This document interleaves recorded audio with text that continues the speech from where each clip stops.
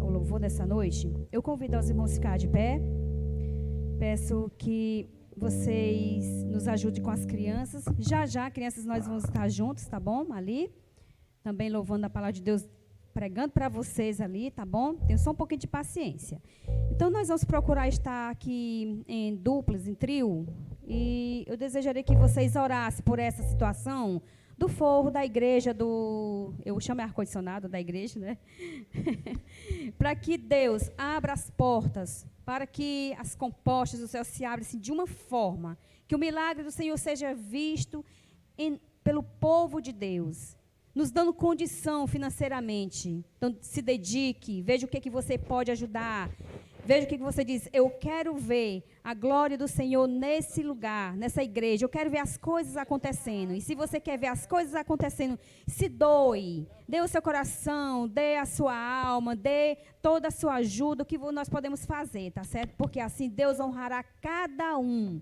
Individualmente Deus honrará as famílias também e a você. Amém, igreja? O povo de Deus diz amém?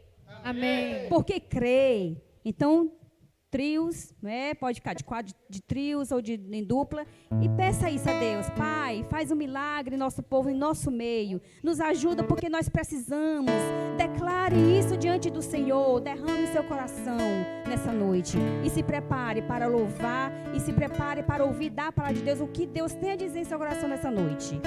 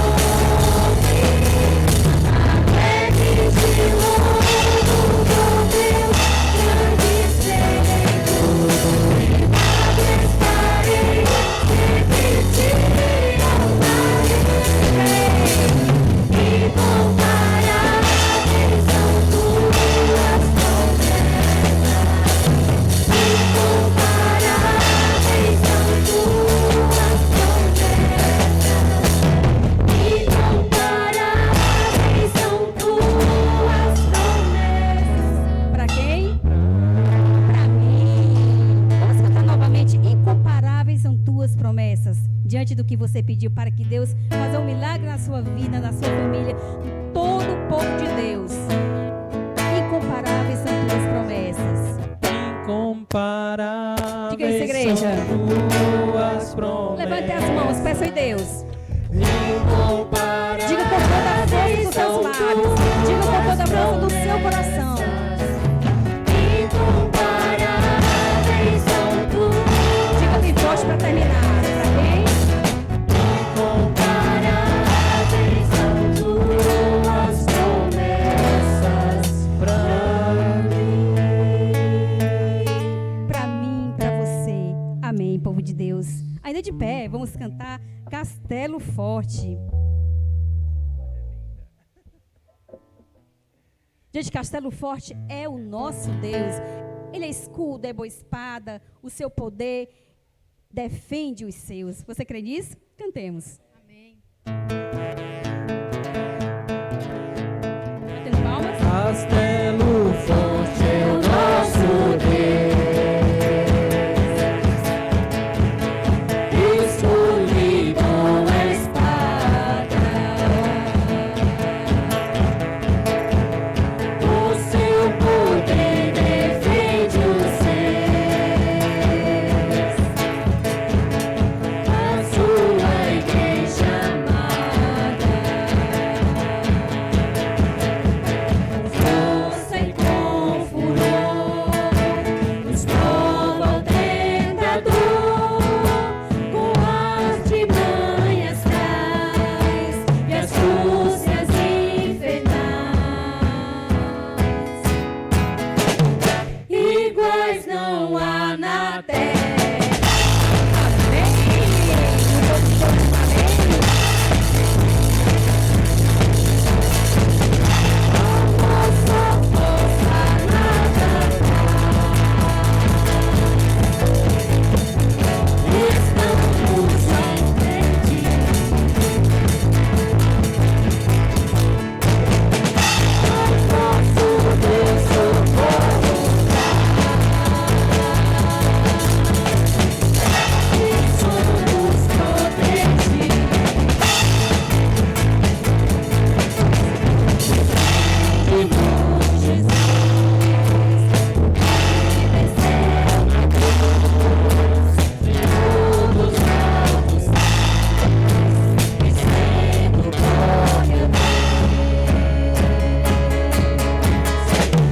Triunfa na batalha.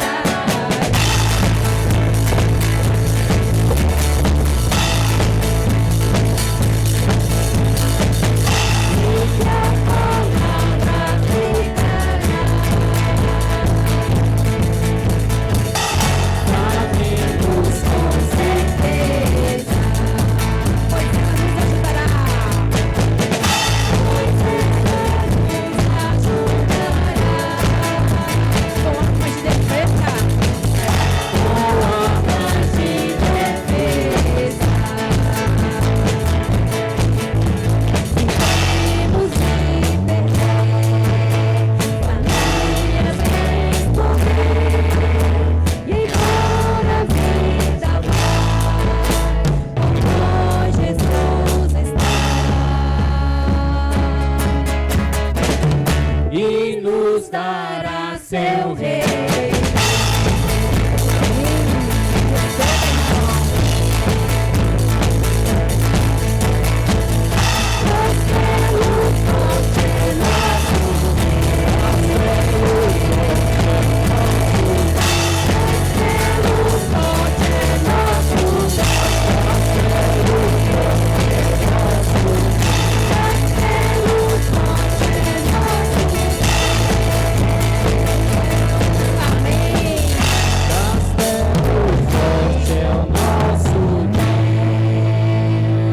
Podem sentar, igreja. Podem sentar. Nós vamos estar cantando a música Graça. Aí não era para sentar, né? Ok, então nós vamos ficar de pé, igreja, me perdoe. Tá, vai chegar o momento de vocês se sentarem, tá certo? Nesse momento nós vamos estar também interagindo, cantando Grandemente é o nosso Deus. Graça, graça. Essa graça só nosso Deus dá a nós, tá bom? E durante essa música, os irmãos também têm a oportunidade de colocar a oferta no altar do Senhor. Deposite as ofertas, deposite a sua vida. É um momento sério para com você e para com Deus. Cantemos. Vamos lá, fica de pé.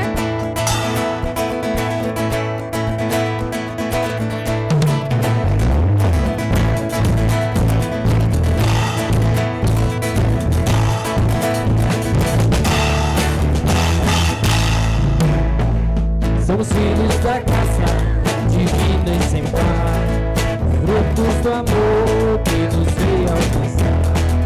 Graça que livra da morte e pecado, por ela nós somos reconciliados, por ela nós somos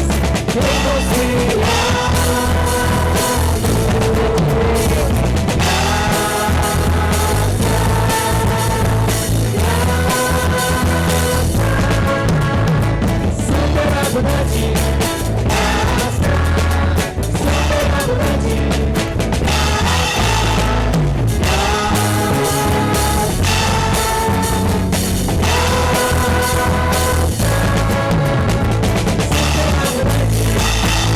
graça, superabundante. Somos filhos da graça de Cristo Jesus, tirados das trevas por meio da luz. Assim somos santos, justificados, e um dia seremos glorificados. Um dia seremos glorificados. Graça de Deus!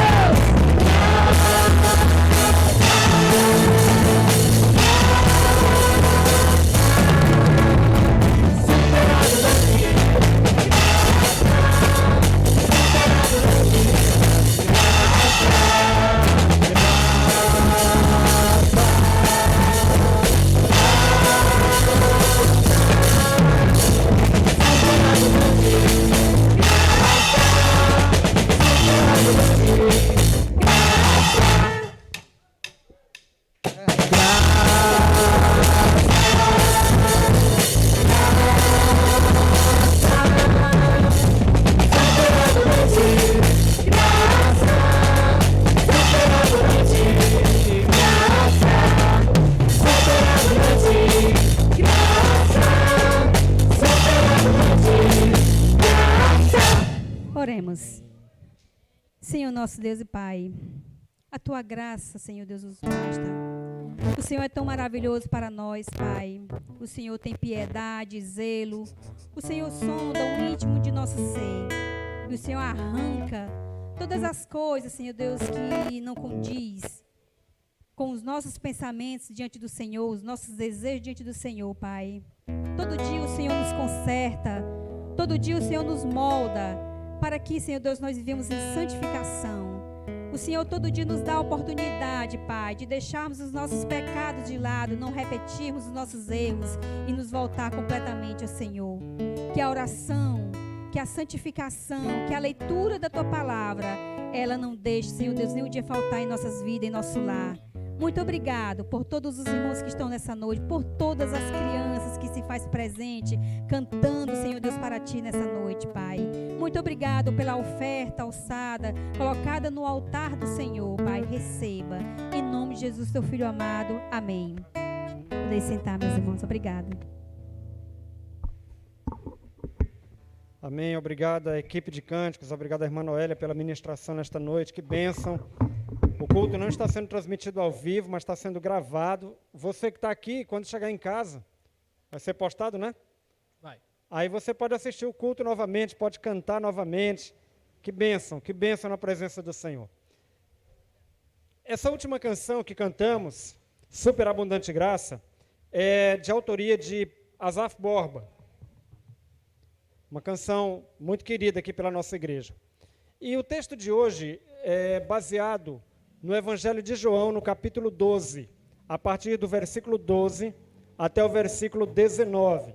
Convido você a abrir a sua Bíblia, então, neste Evangelho, o quarto evangelho, o evangelho de João, no capítulo 12. Depois de termos, no mês de maio, transmitido as mensagens referentes ao mês da família, com o tema Filhos, Herança do Senhor, estamos retornando hoje à nossa exposição bíblica.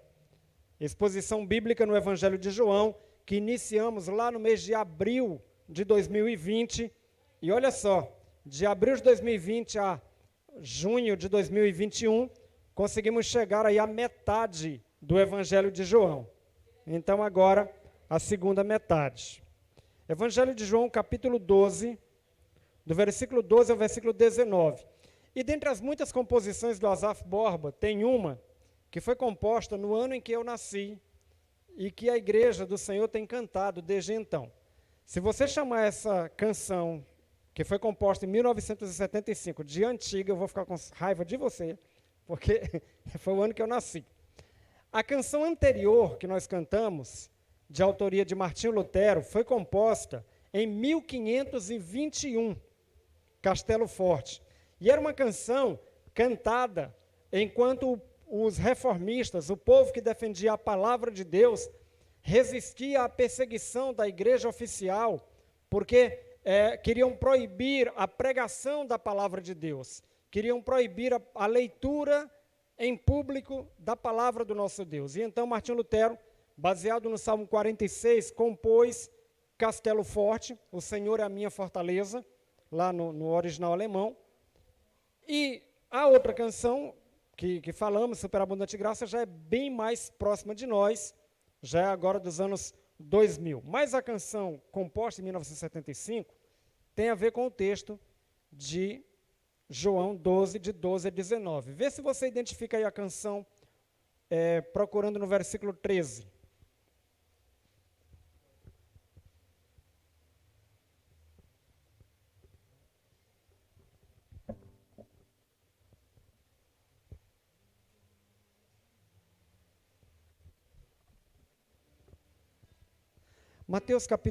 João, melhor dizendo, capítulo 12, versículos de 12 a 19. O texto da palavra do nosso Deus diz o seguinte: No dia seguinte, a grande multidão que tinha vindo para a festa ouviu falar que Jesus estava chegando a Jerusalém. Pegaram ramos de palmeiras, saíram ao seu encontro gritando: Hosana! Hosana é o que vem em nome do Senhor, bendito é o Rei de Israel. Jesus conseguiu um jumentinho e montou nele, como está escrito: Não tenha medo, ó cidade de Sião, eis que o seu rei vem montado no jumentinho. A princípio, seus discípulos não entenderam isso. Só depois que Jesus foi glorificado, eles se lembraram de que essas coisas estavam escritas a respeito dele e lhe foram feitas. A multidão que estava com ele, quando mandara Lázaro sair do sepulcro e o ressuscitara dos mortos, continuou a espalhar o fato. Muitas pessoas, por terem ouvido falar que ele realizara tal sinal miraculoso, foram ao seu encontro. Então, e assim os fariseus disseram uns aos outros: Não conseguimos nada. Olhem como o mundo todo vai atrás dele. A multidão, queridos, quando Jesus entrava ali em Jerusalém, cantava: Hosana ao que vem em nome do Senhor. Hosana, Hosana ao Rei, Hosana, Hosana ao Rei. Mantos e palmas espalhando vai o povo alegre de Jerusalém. Lá bem ao longe se começa a ver o Filho de Deus que montado vem. Enquanto mil vozes ressoam por aí, Hosana ao que vem em nome do Senhor. Com um alento de grande inspiração, prorrompem com voz triunfal. Hosana, Hosana ao Rei, Hosana, Hosana.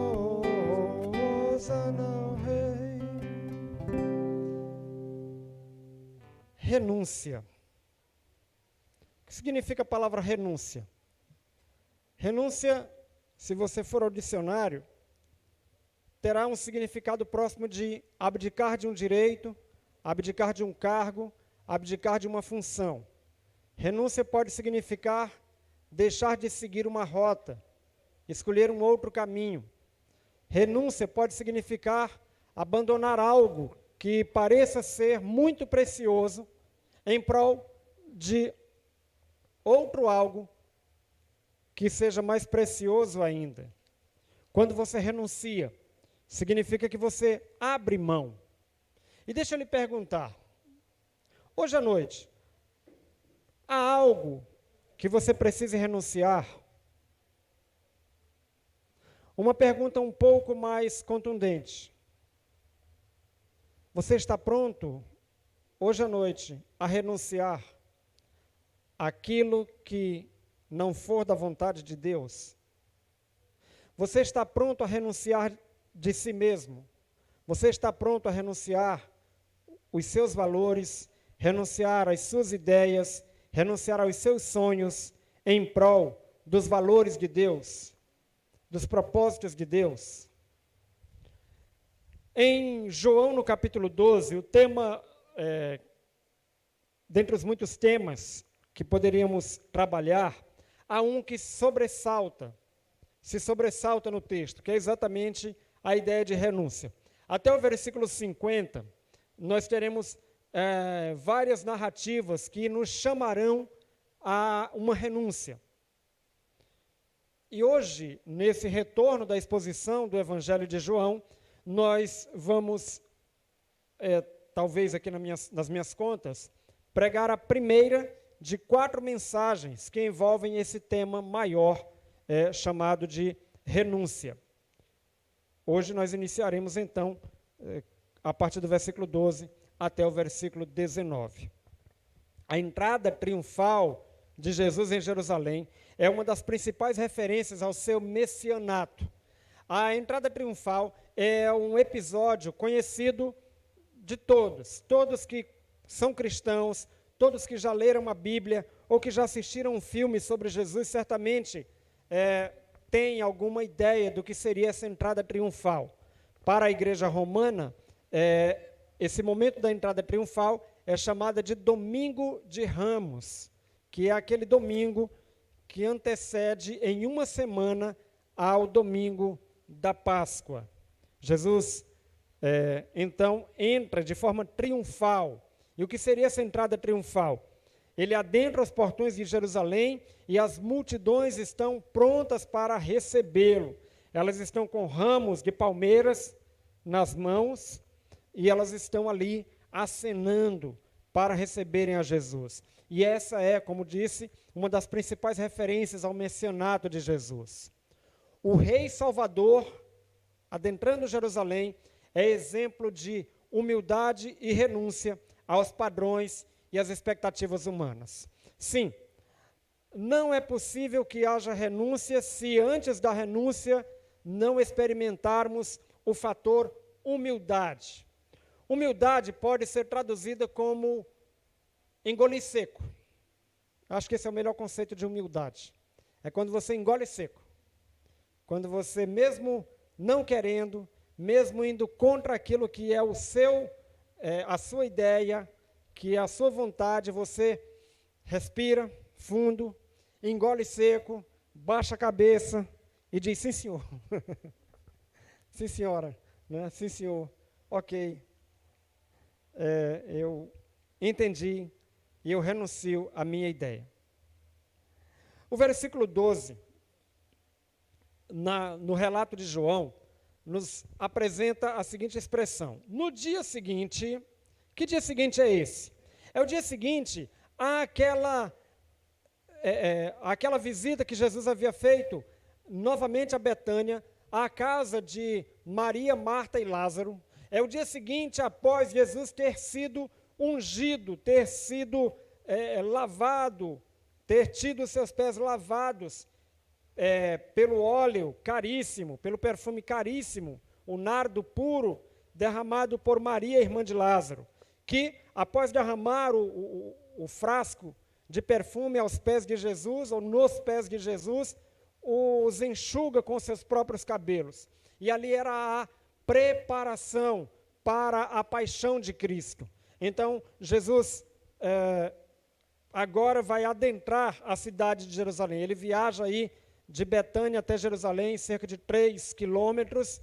E esse relato que está aqui no Evangelho de João, no capítulo 12, também pode ser encontrado em Mateus, capítulo 21, de 1 a 11, em Marcos, capítulo 11, de 1 a 11, e ainda em Lucas, capítulo 19, de 28 a 40.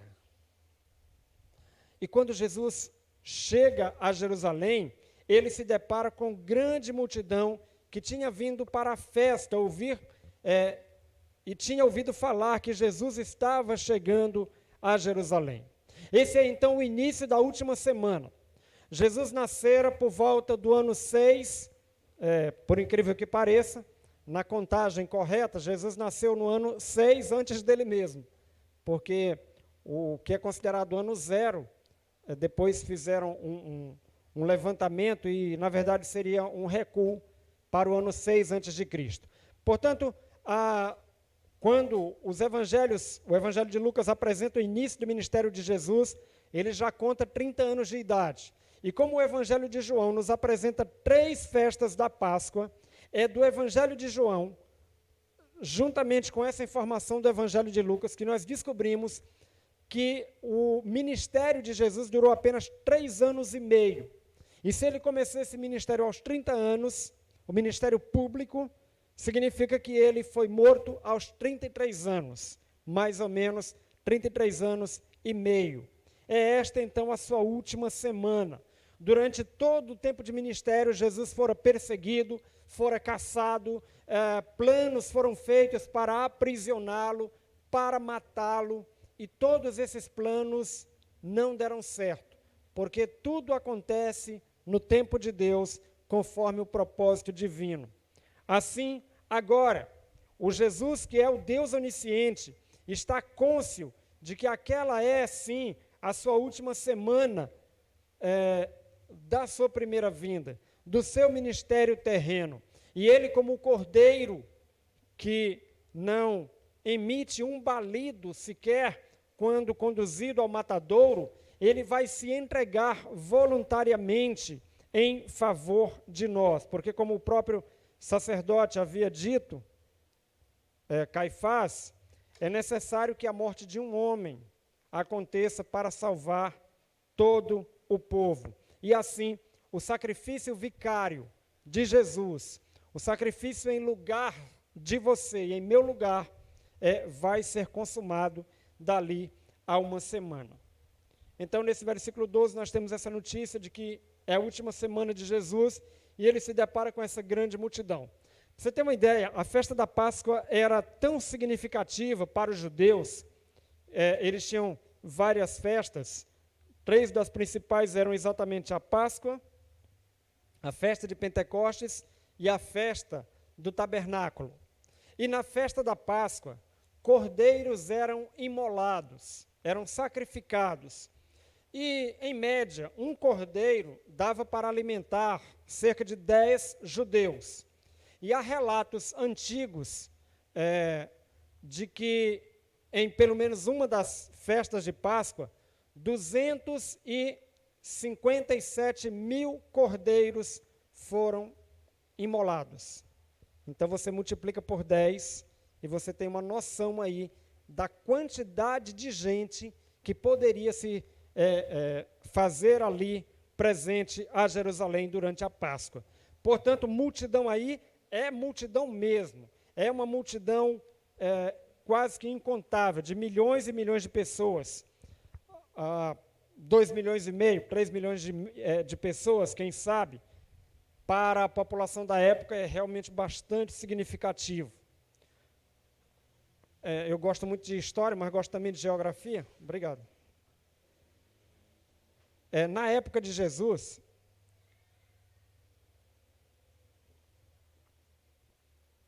a população mundial era mais ou menos 700 milhões de habitantes. Hoje, em áureos tempos de pandemia, somos ainda 7 bilhões de pessoas.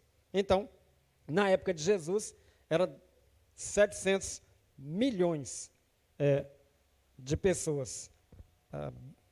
Um percentual bem menor.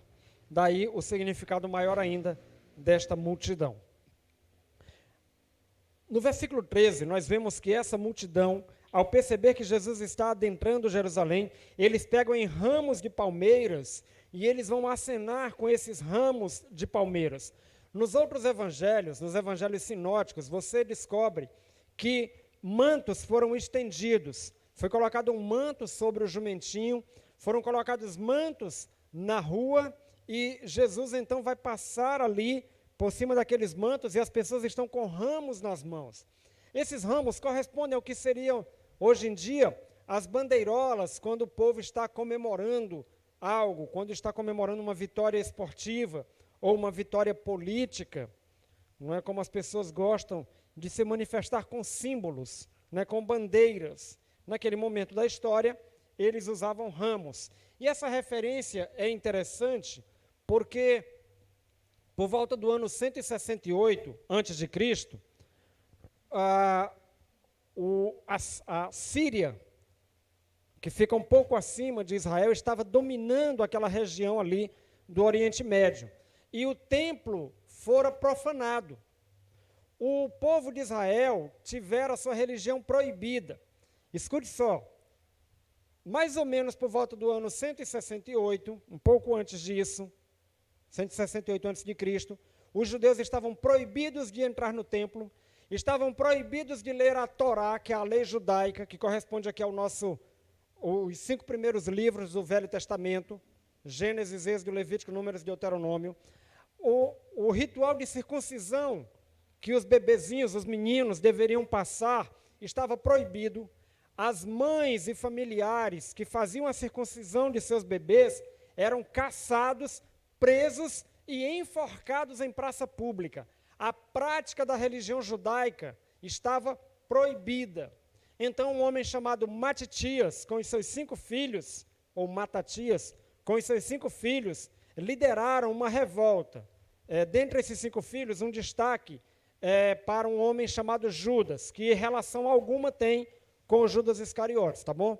E esse Judas, ele era como um martelo persistente, que batia, né, alguém que era revoltoso por natureza, e ele se insurgiu contra esse sacrilégio, contra essa perseguição religiosa imposta por Antíoco, que era o líder lá nesse domínio sírio. E o Judas Macabeu, e ele recebe esse nome Macabeu porque ele era como um martelo persistente, e o Macabeu significa exatamente isso.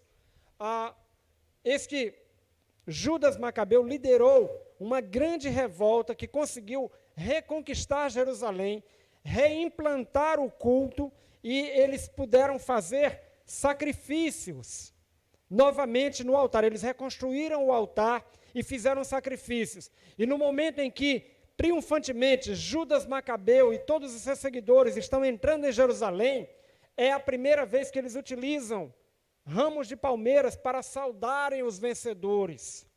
E agora, deixa eu contar aqui, 168 menos 7, 161, mais 30, arredondar para 130. 190 anos depois, quase 2 séculos depois, não é? Jesus está entrando. Então, na memória da multidão, naquele tempo não tinha fotografias, não tinha videotapes, mas havia o relato histórico, tanto oral quanto escrito, daquele momento glorioso de Israel. Então, quando Jesus, esse pregador que opera milagres, que ressuscita mortos, que cura aleijados, cegos, que faz milagres nunca antes vistos, chega a Jerusalém nessa grande festa, o povo se encontra em êxtase. De todos os milagres que Jesus operara, o que mais chamara a atenção, e era o mais recente também, e for aí o último sinal de Jesus, é exatamente a ressurreição de Lázaro. Então o povo enxerga nesse Jesus, talvez o mesmo que eles enxergassem em Judas Macabeu ou em outros líderes. Por isso, o entusiasmo deles. Naquele momento da história em que Jesus veio, Jerusalém e Israel estava sendo dominada pelo grande Império Romano. O Império Romano governava com cetro de ferro. Era um império, desculpe aí o trocadilho, era um império, não tem muita relação, mas vou usar esse termo, era um império impiedoso contra Israel. Jesus era, portanto, visto como literalmente, salvador da pátria, mas um salvador político, um salvador militar, um salvador aos moldes do pensamento humano. E é assim que a multidão recebe Jesus. Mas, ao contrário do que poderia acontecer, Jesus não vem montado em um cavalo.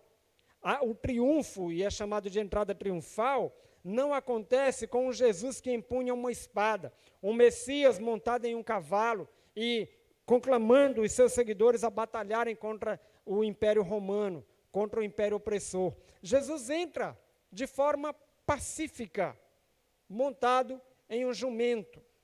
Bem, mas antes do relato da entrada propriamente dita, montado sobre um jumento, o que nós percebemos no texto é que há 3 exclamações do povo que está ali com aqueles ramos nas mãos, aquelas palmeiras, aquelas palmas nas mãos. A primeira exclamação é, veja aí na sua Bíblia, verso 13, Hosana. Depois eles dizem, bendito é o que vem em nome do Senhor. E em terceiro lugar eles dizem, bendito é o Rei de Israel. Esse não é um refrão que acontece ao mesmo tempo. Cada frase dessas, cada uma das 3 frases é falada uma após a outra, é intercalada. Jesus está entrando e o povo está exatamente gritando isso, Hosana ou Hoshana. E esse Hosana, ao pé da letra, seria como que um pedido de socorro. Sabe quando você está aflito e que você grita para que alguém escute você e você diz, socorro, alguém me ajude? É exatamente isso que significa o termo Hosana. Salve-nos, nos salve.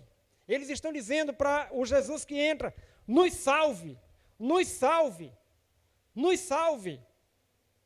Quando eles gritam Hosana, essa é a expressão. Mas de quê? Salvar de quê? Na mentalidade e na necessidade urgente. Se fosse hoje, por exemplo,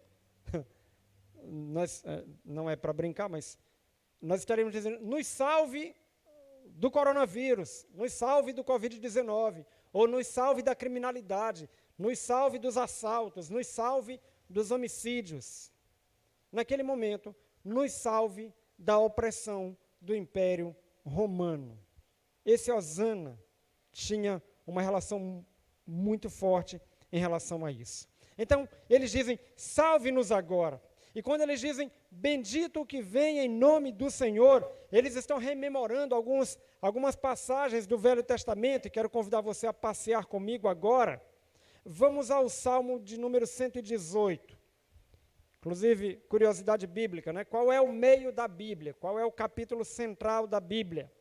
É exatamente o Salmo 118. Para você que não sabia, se alguém lhe perguntar onde é que está o meio da Bíblia, no Salmo 118, e o versículo 14 é o meio da Bíblia, é o versículo central. Mas nós vamos ler o versículo 25 e o 26.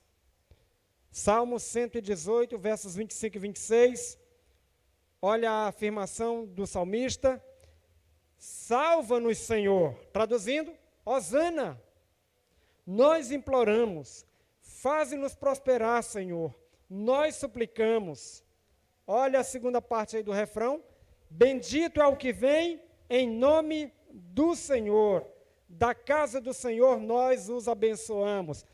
Presta atenção que a trindade de Deus se manifesta bem aqui na fala do salmista, porque no verso 26, a frase final, quando diz, da casa do Senhor nós os abençoamos, esta é como se fosse uma resposta de Deus ao povo que clama. E está no plural, porque o povo, e aí eu lembrei de uma conversa que eu estava tendo com a Gabriele essa semana, o povo de Israel, muitas vezes para se referir a Deus, para manifestar certo respeito, falava no plural. Então não falava tu, mas falava vós. E aí é uma referência ao Deus Pai, o Deus Filho, o Deus Espírito Santo, a trindade de Deus, que não era algo de forma literal apresentado, mas que se manifestava presente através de diversas citações. O Salmo 118, verso 26, nos ajuda a compreender isso. Da casa do Senhor nós os abençoamos, é o Deus Todo-Poderoso, o triuno, que olha para o povo que clama e diz, eu vou abençoar você. Eu estou ouvindo o seu clamor e eu vou salvar você. Esse refrão que encontramos ali em João 12, 13, também, ele pode ser extraído de Jeremias, capítulo 31, e o versículo 7. Passeie aí pela sua Bíblia, pegue uma caneta, marque. Jeremias 31, 7. Você que não vai nos acompanhar mais tarde pelo YouTube, o culto está sendo gravado, não está sendo transmitido ao vivo. Eu convido você a ouvir esta mensagem como se fosse ao vivo, a pegar a sua Bíblia e acompanhar os textos.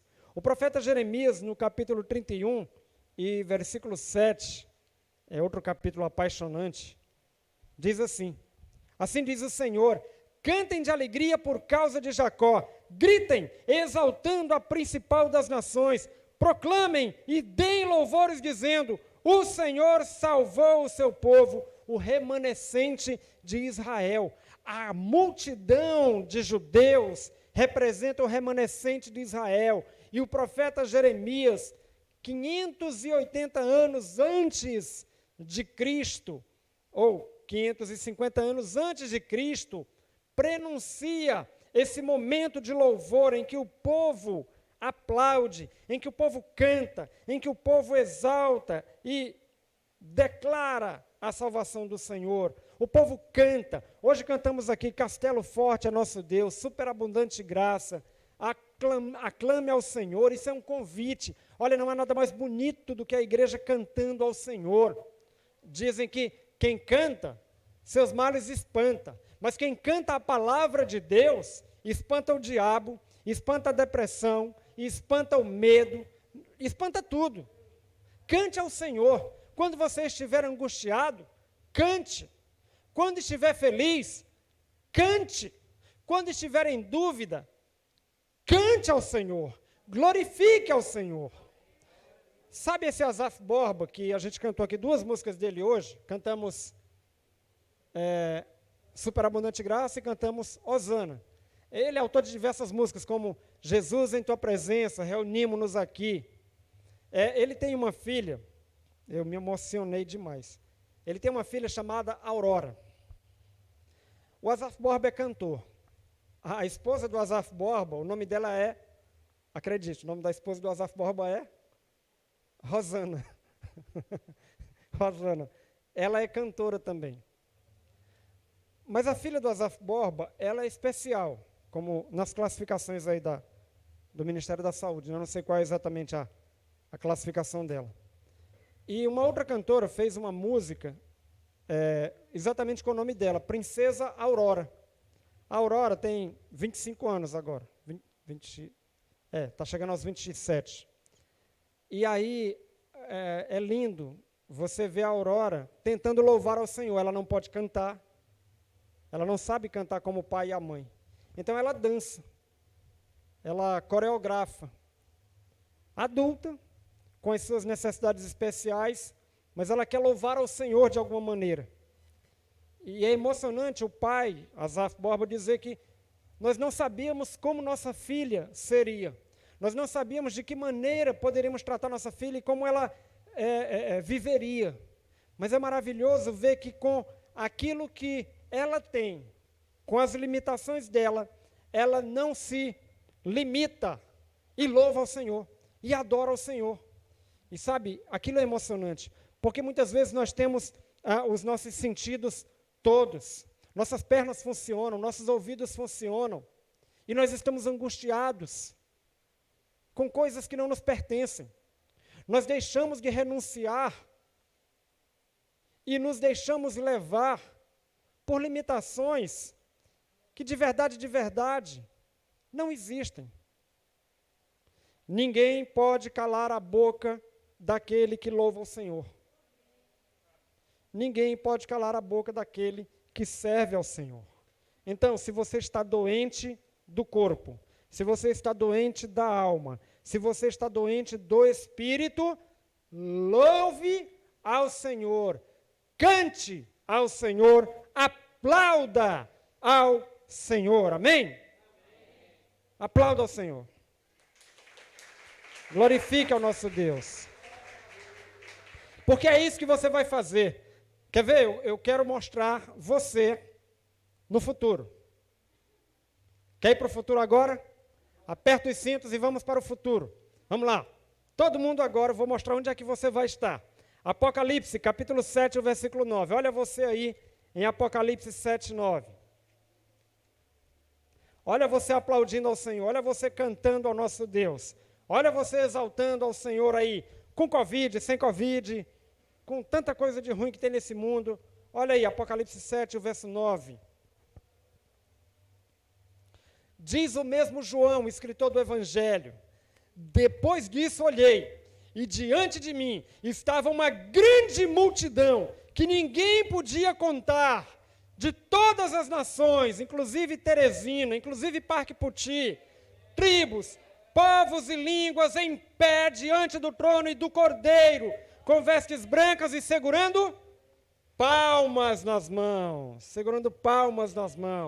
e clamavam em alta voz: a salvação pertence ao nosso Deus, que se assenta no trono, e ao Cordeiro. Amém. Em 2 Samuel, no capítulo 14, e o versículo 4, agora eu vou lhe levar para o passado. A Bíblia é máquina do tempo, né? Você vai do presente ao futuro em 1 segundo e do futuro ao passado em menos do que isso. 2 Samuel 14, o versículo 4. Meu irmão, se apaixone pela Bíblia, meu irmão. Se apaixone pela palavra de Deus, que ela é maravilhosa. Estava ouvindo o pastor Felipe Breder, e a Júlia estava ouvindo, ela disse assim, fazendo um comentário do comentário, né? Qual foi a série que tu citaste? Stranger Things? Game of Thrones. A Júlia estava dizendo que Game of Thrones perde é feio para as narrativas da Bíblia. Game of Thrones é fichinha diante de tudo que a Bíblia tem de enredo, de emoção, né? 2 Samuel 14 e o versículo 4. Olha só.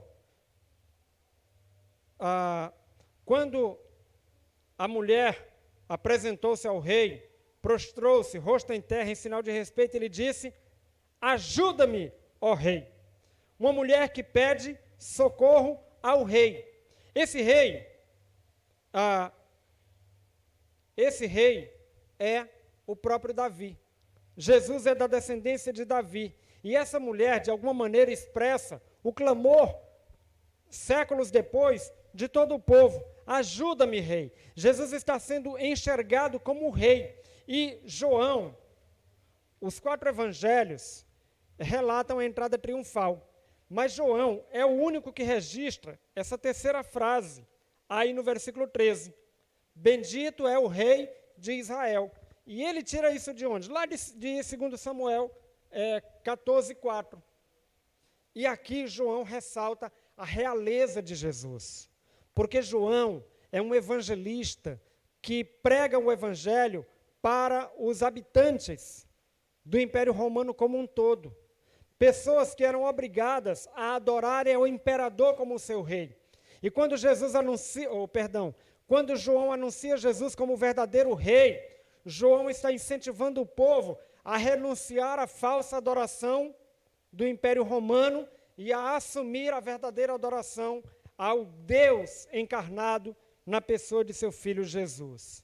Hosana, meus irmãos, é uma expressão de louvor, que é também um pedido urgente, urgente de socorro. Então, no seu clamor, quando você estiver orando, diga: salva-me, Senhor, hosana ao que vem em nome do Senhor. E os versículos 14 e 15 de João capítulo 12 dizem que Jesus conseguiu um jumentinho. Se você olha o relato de Mateus, de Marcos e de Lucas, você vai ver que Jesus diz aos apóstolos: vão até a cidade e lá vocês vão encontrar uma pessoa e digam: olha, o mestre está precisando desse jumentinho. E aí eles trazem o jumento, filhote ainda, um jovem, asno, e a sua mãe. Era comum que o asno jovem fosse acompanhado da sua mãe. Né, eu não vou chamar jumenta, mas é o jeito de chamar. Mãe do jumento é a jumenta, não tem o que fazer. Não é um desrespeito, é a jumenta mesmo.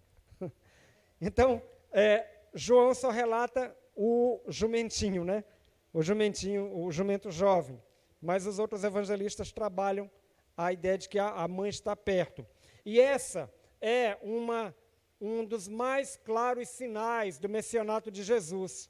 Porque o povo de Israel conhecia muito bem o profeta Zacarias. Veja Zacarias capítulo 9, o versículo 9. É um dos principais sinais da chegada do Messias a Jerusalém. Zacarias capítulo 9 e o versículo 9.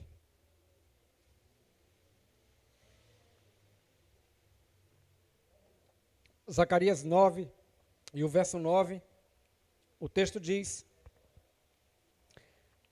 9:9 de Zacarias, fica no Velho Testamento, é o penúltimo livro do Velho Testamento, antes de Malaquias, depois de Ageu. Alegre-se muito, cidade de Sião, exulte Jerusalém, eis que o seu rei vem a você, justo e vitorioso, humilde e montado no jumento, um jumentinho cria de jumenta. Aqui, essa passagem de Zacarias 9:9 é cumprida em João capítulo 12 e o versículo 14 e 15. E esse cumprimento ressalta a missão de Jesus como um homem de paz e um homem que é a perfeita manifestação da humildade. É também um sinal da divindade e do messianato de Jesus. Não, Jesus não vem montado num cavalo como um guerreiro. Em 1989, eram cerca de 20 candidatos a presidente da República, um dos candidatos, na sua campanha eleitoral, aparecia na TV montado em um cavalo branco.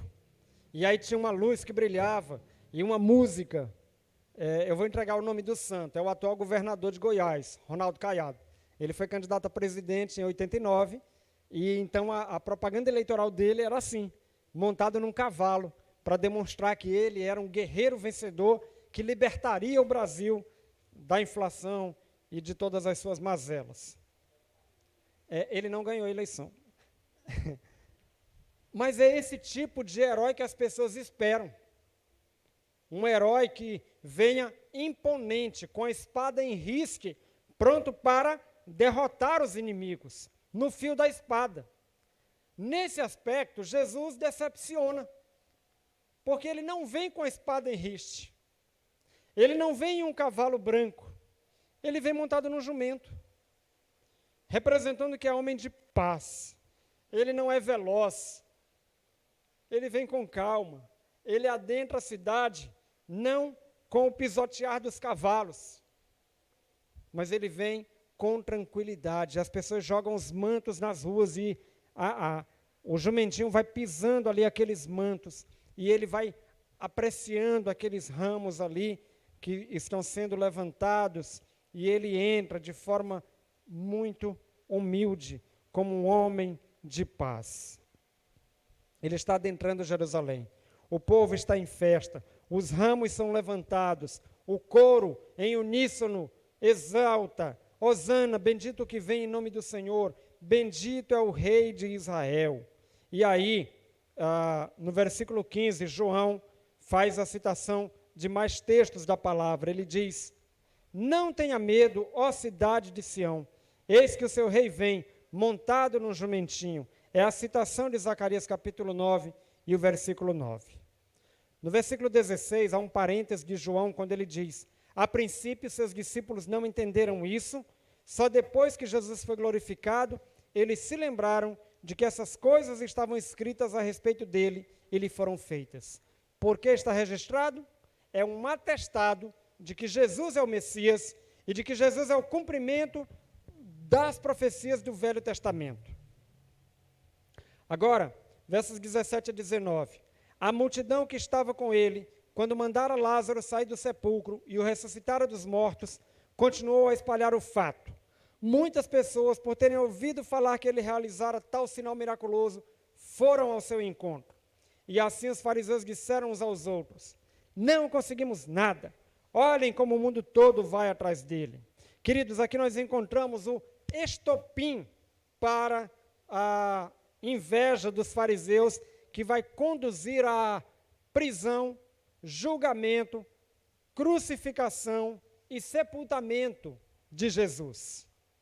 É esse ponto aqui, porque os fariseus, os líderes religiosos, eles, egoístas que eram, invejosos que eram, eles se enchem de ódio, de rancor, de mágoa, comparável à mágoa de Saul em relação a Davi, ao jovem Davi, lá em 1 Samuel 18, versículos 7 e 8.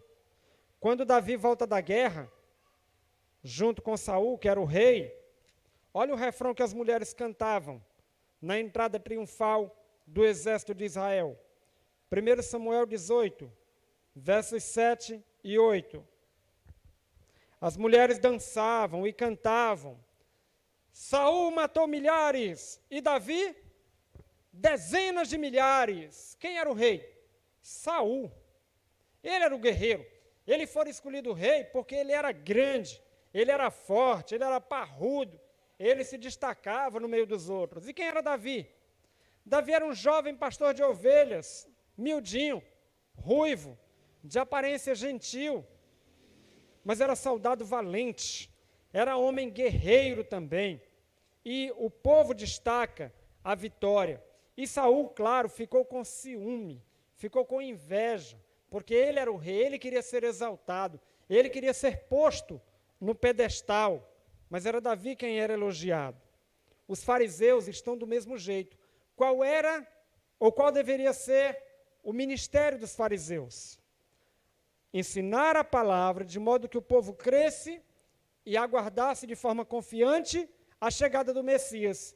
E quando o Messias chega, de que maneira reagem os fariseus? Com inveja, com perseguição. Eles ficam insuflados de inveja. Eles deveriam ter a atitude como a de João, no capítulo 3, e o versículo 30. Veja que, no capítulo 3 de João, muitos chegam para João Batista e dizem: olha, sabe o Jesus a quem você batizou, o Jesus filho de Maria, prima da sua mãe, Isabel, ele está batizando mais pessoas que você, e ele está fazendo muitos milagres. Será que João Batista ficou com inveja? Será que ele ficou chateado com o crescente ministério de Jesus? Será que ele ficou cheio de amargura? Vamos ver João 3, o versículo 30. Olha como reage João o Batista. Qual é a afirmação do profeta? É necessário que ele, Jesus, cresça e eu diminua. João renuncia a tudo aquilo que alguém poderia chamar de fama, de importância, porque ele é o amigo do noivo que aponta para o noivo, e o destaque deve ser dado para o noivo. Os fariseus deveriam dar destaque a Jesus, deveriam apontar Jesus como o verdadeiro Messias, mas não, eles não renunciam a isso, eles se exaltam e se enchem de inveja. Jesus, ao contrário, ele de forma humilde e mansa, ele adentra Jerusalém com a sua palavra, com o seu exemplo de renúncia. E como Jesus é o exemplo de renúncia? Porque se ele quisesse, e vamos ver isso mais à frente, ele poderia orar e exércitos, legiões de anjos apareceriam para salvá-lo. Se Jesus quisesse, teria lá em Mateus capítulo 4, dado ouvidos a Satanás. Quais foram as propostas de Satanás? Primeiro, transforma estas pedras em pães. Humildemente, Jesus não fez isso. Ele estava 40 dias e 40 noites em jejum. Mas ele não obedeceu a Satanás. Ele se resignou. Em outro momento, Satanás diz: tu não és o filho de Deus? Lança-te daqui de cima do templo, porque está escrito que aos teus anjos dará ordens, e eles te susterão. E como é que Jesus responde? Não tentarás ao Senhor teu Deus. Olha aí a humildade de Jesus. Não tentarás ao Senhor teu Deus. Jesus renuncia àquela oferta. Finalmente, Satanás faz uma oferta irrecusável.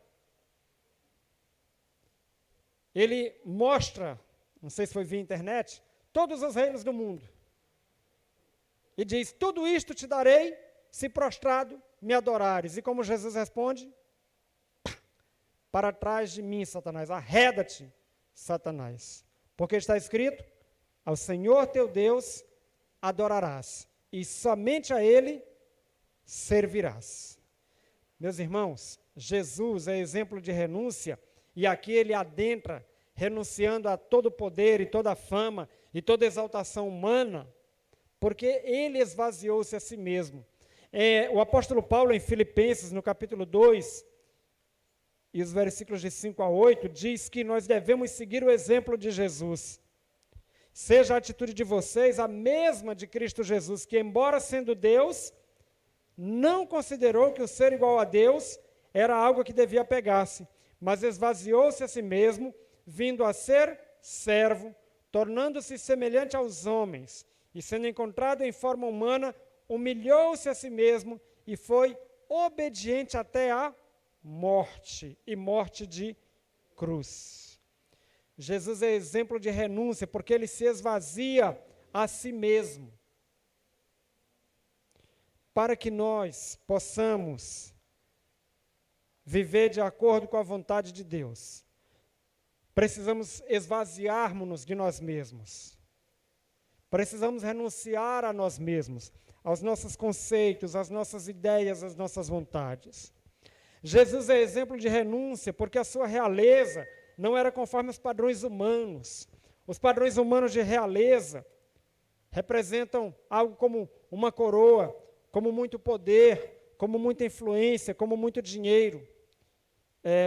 Acho que quem foi o filho aí do príncipe Charles que renunciou à coroa foi o Harry. O príncipe Harry foi bastante criticado, porque ele abdicou do título de príncipe, abdicou da realeza, não quis mais ser reconhecido como príncipe da Inglaterra, herdeiro da coroa britânica, né? Um herdeiro em uma instância muito inferior, mas é herdeiro de qualquer maneira. Ele renunciou e foi bastante criticado, porque aos olhos humanos, quem não quer ser um príncipe?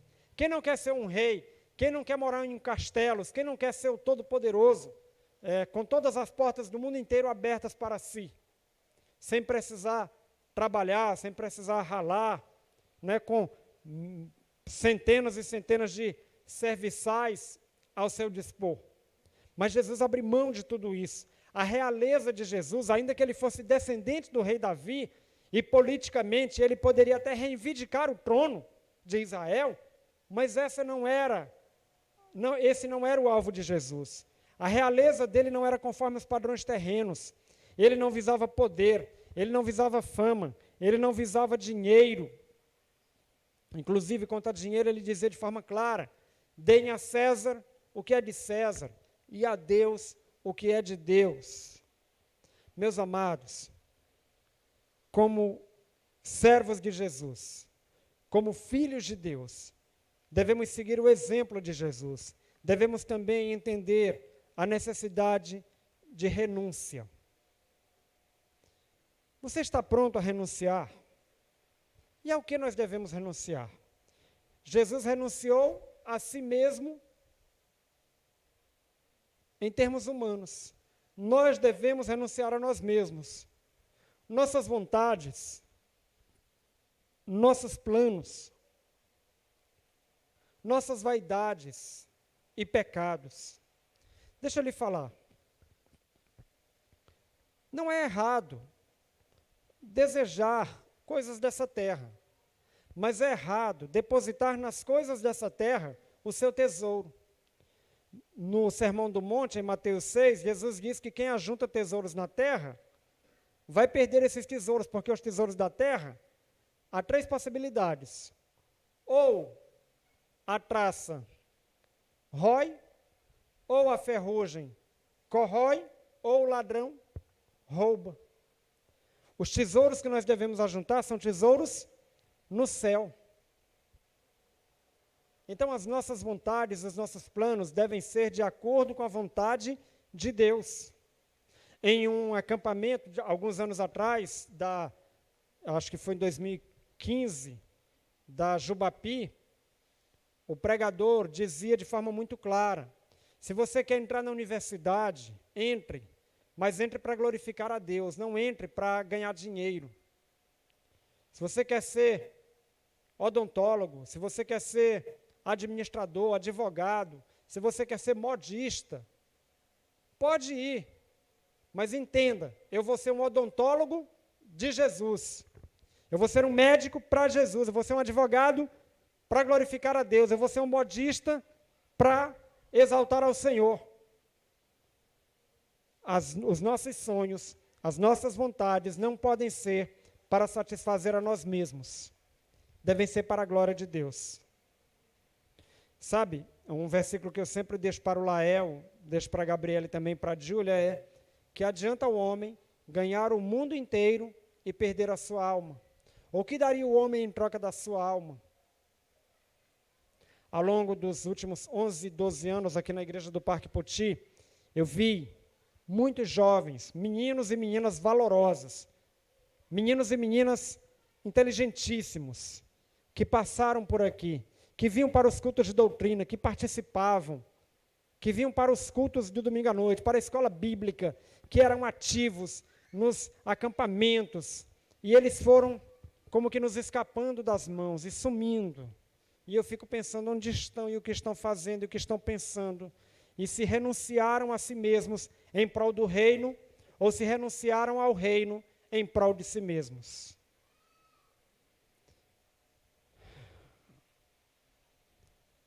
Cuidado com as vaidades.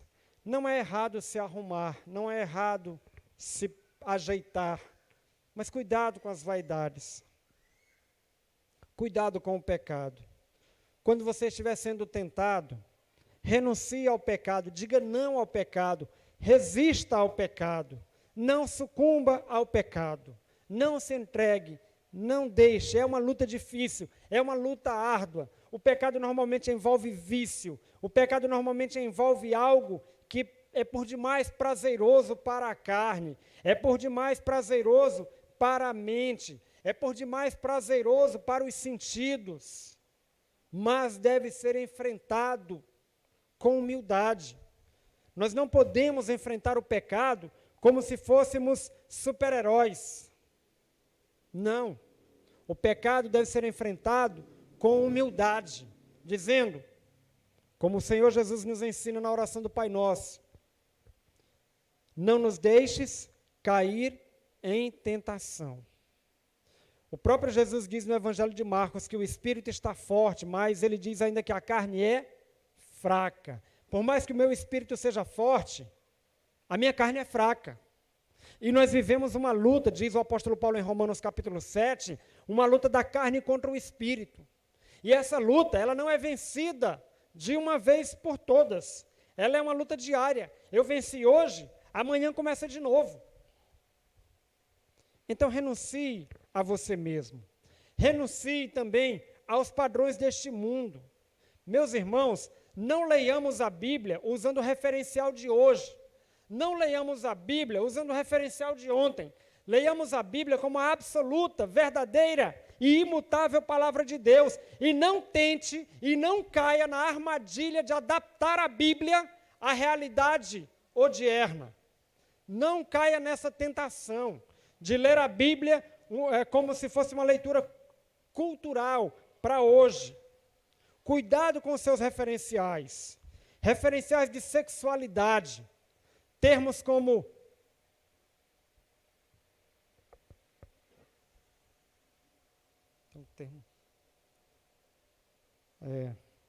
o termo é tão ridículo que eu fiz questão de esquecer. Esqueci o termo. Tem a ver com dois, que não é nenhum nem outro,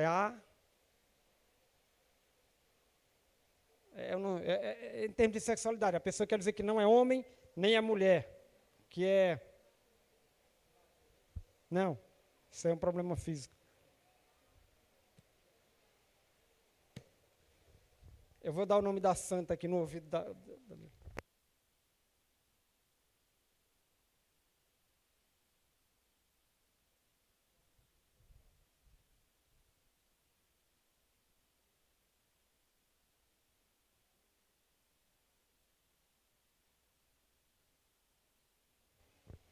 É uma coisa tão ridícula e tão difícil que ninguém sabe o nome. Desculpe, eu sumi aqui da tela. Mas o referencial de sexualidade bíblico é homem e mulher. Deus criou o homem e Deus criou a mulher. Deus disse, deixará o homem, seu pai e sua mãe, se unirá à sua mulher e serão os dois uma só carne. Não é uma questão de escolha. Não é uma questão de sucumbir a isso ou aquilo. É uma questão de fazer a vontade de Deus. Cuidado com os padrões deste mundo quanto aos relacionamentos. Cuidado com os padrões deste mundo quanto às prioridades. As prioridades do mundo de hoje se referem muito à diversão, se referem muito à promiscuidade e se referem pouco ao respeito.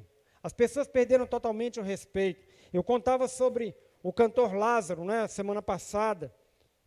Quase ninguém lembra do Lázaro, o cantor, mas todo mundo fez aí uma apologia muito forte a um famoso funkeiro que era usuário de drogas, era um quanto mais violador das leis, desafiava a polícia, desafiava todo mundo, se prostituía e é adorado como se fosse um deus. É esse o padrão. E aí, a irmã Noélia, nesse instante, está trabalhando com as crianças, e isso é apaixonante. Nós não podemos deixar de ensinar nossas crianças, porque o padrão do mundo está vindo muito forte. Nossas crianças não podem ter como referencial pessoas como Felipe Neto e a turma aí que segue essa criatura. Isso não deve nem ser assistido pelas nossas crianças. Não deve nem passar na tela do celular em nossas casas. Pessoas como esses aí.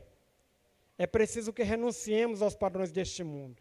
E em troca dessa renúncia de nós mesmos, em troca dessa renúncia aos padrões deste mundo, nós substituiremos tudo isso por devoção, adoração, comunhão, confissão.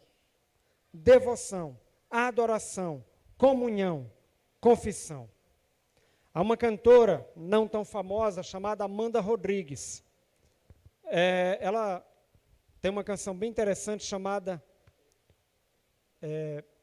Ser Como Ele, eu acho. Sobre Ele. E eu quero encerrar com a letra dessa canção, quando ela diz: pense em renúncia enquanto eu apresento essa poesia final. Como pedir coroas a um rei que da sua glória se despiu? Como exigir riquezas de um rei que a cabeça não tinha onde reclinar? Como pedir honras a um Deus que maldito se fez e coberto de vergonha foi por amor? Como eu posso ser assim? Querer tanto quando ele não quis nada além de me amar.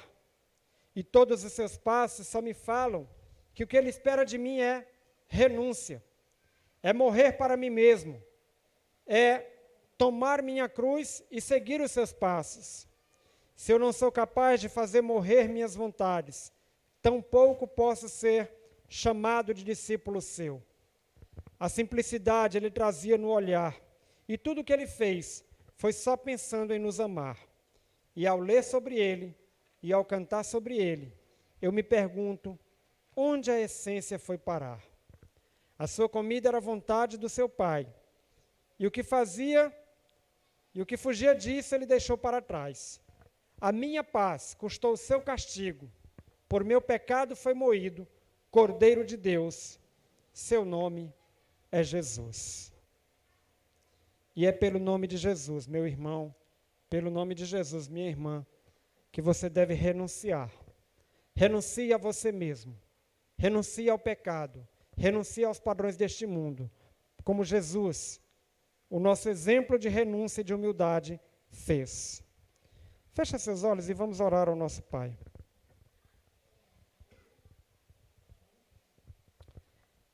Hosana, bendito o que vem em nome do Senhor. Bendito o Rei de Israel. Nesta noite, eu convido você a orar comigo. Eu convido você a entregar a sua vida a Jesus Cristo. Eu não estou perguntando se você já é crente, se você já foi batizado, se você é pregador da palavra, pregadora da palavra. Eu estou convidando você a renunciar a você mesmo. No altar do Senhor eu me resigno e renuncio a mim mesmo, renuncio aos meus pecados, renuncio às minhas vontades e clamo ao Senhor para que me socorra, para que me ajude. Meu irmão, minha irmã, você que tem servido ao Senhor durante tanto tempo, hoje é noite de renúncia, hoje é noite de entrega, hoje é noite de se derramar nos pés do Senhor. Ore ao Senhor agora, clame ao Senhor. Eu quero convidar a igreja, o Ministério de Louvor já pode estar aqui com a gente.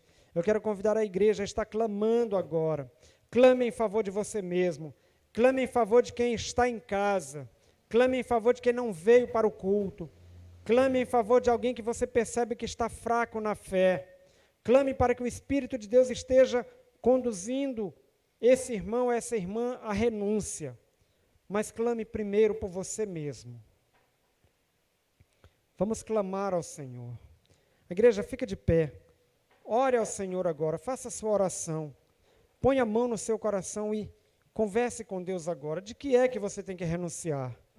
Tem algum pecado? Tem algum medo? Tem alguma vaidade? Tem algum problema emocional que esteja tomando a sua vida? Tem algum vício? Renuncie hoje à noite. Diga não a tudo isso. Ore ao Senhor agora.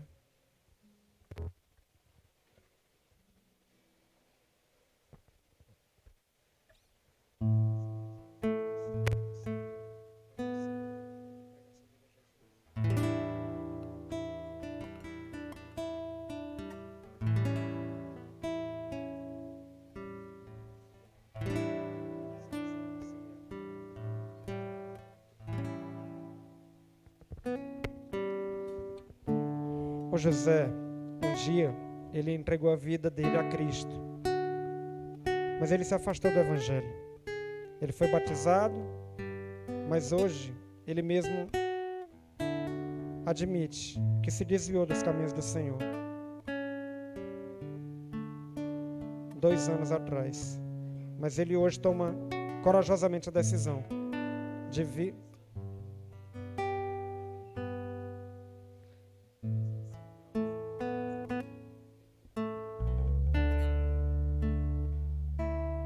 Vamos orar então. O seu José está... Suba para cá. Pode vir para cá. Mais alguém gostaria de estar aqui à frente? De fazer esse momento de consagração pública diante do Senhor? Publicamente, as multidões com ramos nas mãos clamavam: Hosana ao que vem em nome do Senhor. Pediam ajuda, dizendo: salva-nos, Senhor. Por que você não faz o mesmo?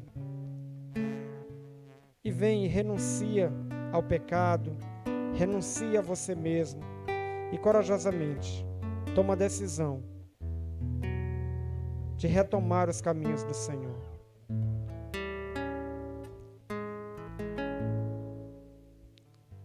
Você pode orar comigo agora?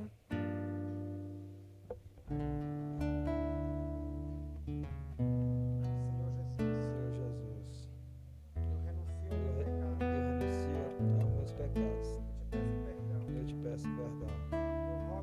Eu rogo ao Senhor que o Espírito de Deus habite em mim, no meu coração, me liberte de todo pecado, e me liberte de todo pecado.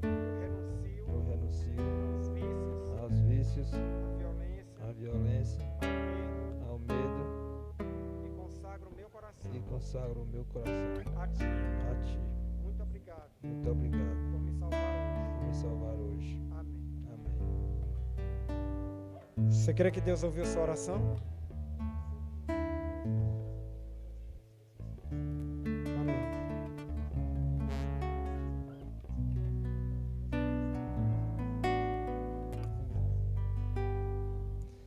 Amém. Deus abençoe a sua vida. Pode sentar. Pai, nós agradecemos a Ti pela Tua misericórdia, agradecemos por essa noite, queremos celebrar o Teu nome e renunciar a nós mesmos e Te reconhecer como nosso Senhor e Salvador. Amém.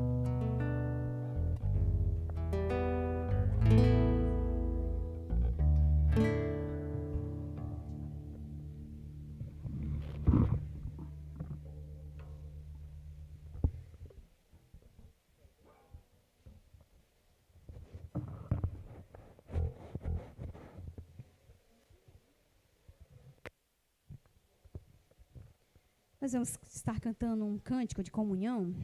Existe uma forma, uma maneira de você falar com o seu irmão, aquela forma que você se sente confortável, se sente segura.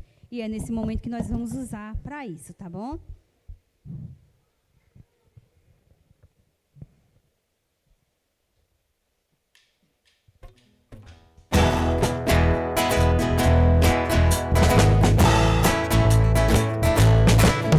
A igreja toda cantar essa música.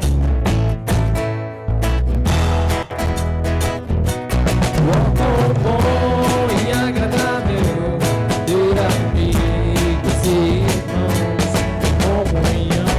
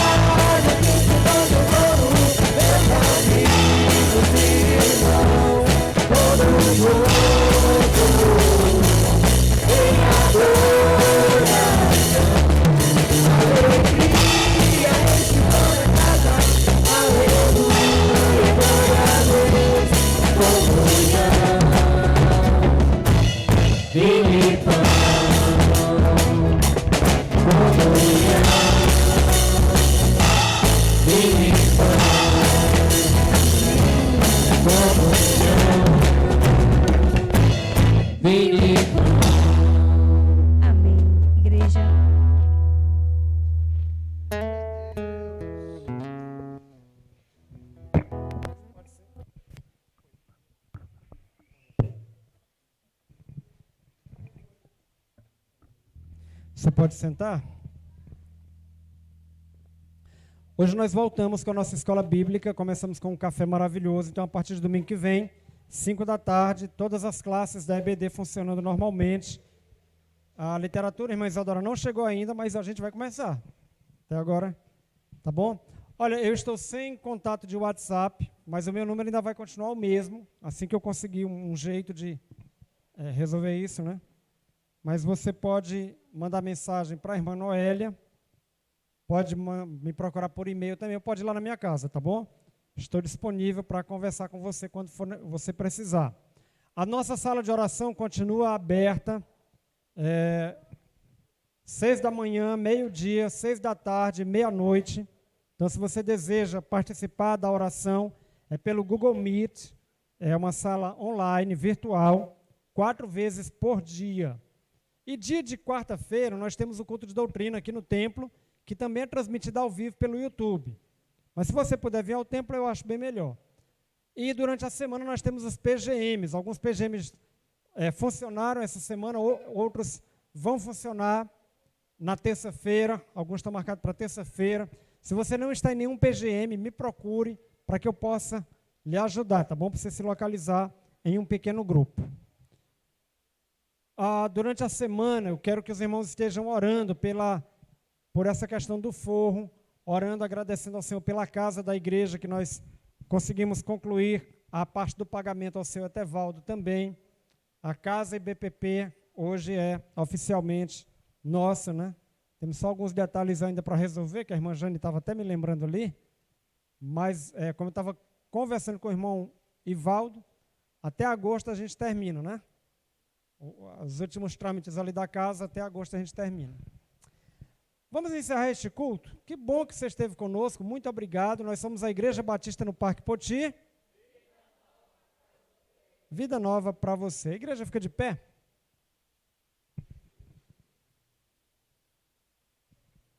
Agradecer a todo o pessoal do Ministério de Louvor, da limpeza, da ornamentação, Ministério Infantil, trabalho maravilhoso. Manoel hoje atendeu as crianças ali no culto infantil, foi muito bom mesmo. Irmã Eudenê, irmã, pode vir fazer a oração final?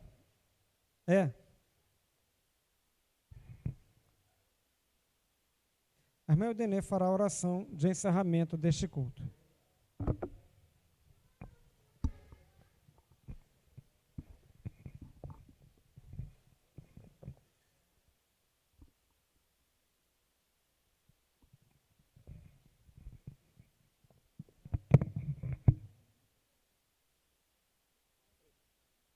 Senhor Deus, Pai eterno, eu quero te agradecer por essa noite, por esse culto, Senhor, por ter trago a mim e todas as pessoas aqui neste teu templo, meu Pai, para te glorificar.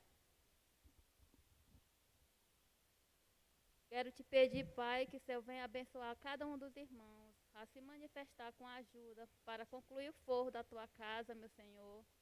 Para que as pessoas que botam dificuldade, meu Pai, de vir aqui porque é quente, porque é desconfortável, se sinta à vontade para vir te louvar, meu Senhor Deus.